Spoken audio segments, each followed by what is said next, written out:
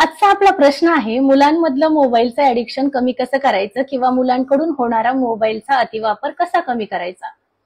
आणि त्याचंच उत्तर मी आज तुम्हाला देणार आहे. तुम्ही कधी बिग बॉस पाहिलंय? ते बिग बॉसच्या घराचं एक वैशिष्ट्य आहे की तिथे 24 तास कॅमेरा चालू असतात आणि त्या कॅमेरा थ्रू घरातल्या प्रत्येक सदस्याची प्रत्येक हालचाल, त्यांचं वागणं, बोलणं, सगळ्या गोष्टी त्या कॅमेऱ्यामध्ये टिपल्या जातात. अगदी तसंच आपल्याही घरात 24 तास कॅमेरा चालू असतात आपल्या मुलांच्या रूपाने. आपली मुलं आपण करत असलेली प्रत्येक कृती, प्रत्येक घटना, प्रत्येक आपला शब्द, बोलणं, वागणं सगळं काही टिपत असतात. आणि जर मुलं मोबाईलचा खूप जास्त वापर करत असतील तर आधी तो आपण स्वतः कमी करायला हवा असं मला वाटतं. जर तुम्ही खूप जास्त मोबाईल वापरत असाल, सतत स्क्रोल करत असाल, सतत मोबाईल हातात तुमच्या असेल, तुम्ही काहीतरी बघताय, तुम्ही त्या मोबाईलमध्ये काहीतरी करताय, तर तुम्हाला बघत बघत ती मुलं शिकतात आणि मुलं मोबाईल वापरायला लागतात. मुलं कधीही ओरडून, मारून, ऐकून, सांगून सुधारत नाहीत, तर मुलं बघून शिकतात. आणि म्हणूनच जर आपण आपल्या वागण्यात बदल केला, आपण जर मोबाईलचा कमी वापर करायला लागलो, तर हळूहळू मुलं देखील मोबाईलचा वापर कमी करतील. याची एक खूप सुंदर गोष्ट तुकाराम महाराजांची तुम्हाला सांगते. एक माणूस त्याच्या मुलाची तक्रार घेऊन तुकाराम महाराजांकडे जातो. तो सांगतो, महाराज, माझा मुलगा ना खूप शेंगदाणे खातो, काहीतरी करावं, काहीतरी उपाय सांगा. तुकाराम महाराज म्हणतात, ठीक आहे, उद्या ये. तो माणूस दुसऱ्या दिवशी परत तुकाराम महाराजांकडे जातो. महाराज म्हणतात, उद्या ये. असं 4-5 दिवस जातात आणि मग महाराज त्या माणसाला म्हणतात की उद्या येताना तुझ्या मुलाला घेऊन ये.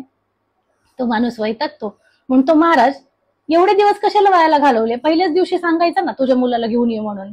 तुकाराम महाराज म्हणतात, त्याचं झालंय असं की मला स्वतःलाच खूप जास्त शेंगदाणे खाण्याची सवय आहे आणि मग मी स्वतः आधी ती माझी शेंगदाणे खाण्याची सवय कमी केली आणि आता मी तुझ्या मुलाला ठामपणे सांगू शकेल की शेंगदाणे कमी खा.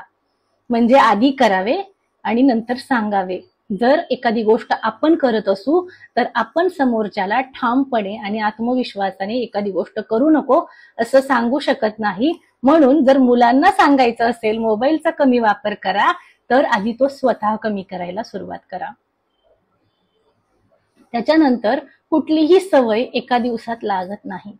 अगदी तसंच कुठलीही सवय एका दिवसात बंद होत नाही.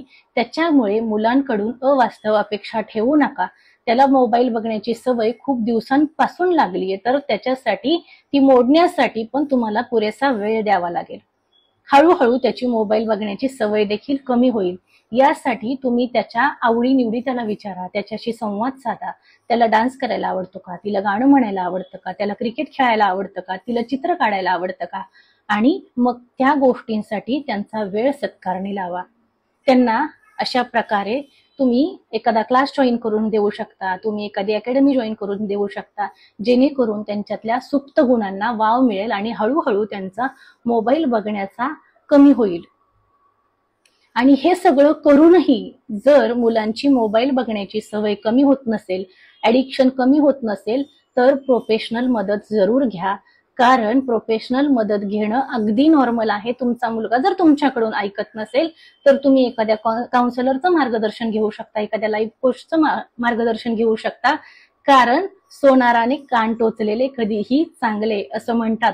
म्हणून जर मुलं तुमचं ऐकत नसतील तर कधी कधी प्रोफेशनल मदत घेणं देखील नॉर्मल आहे.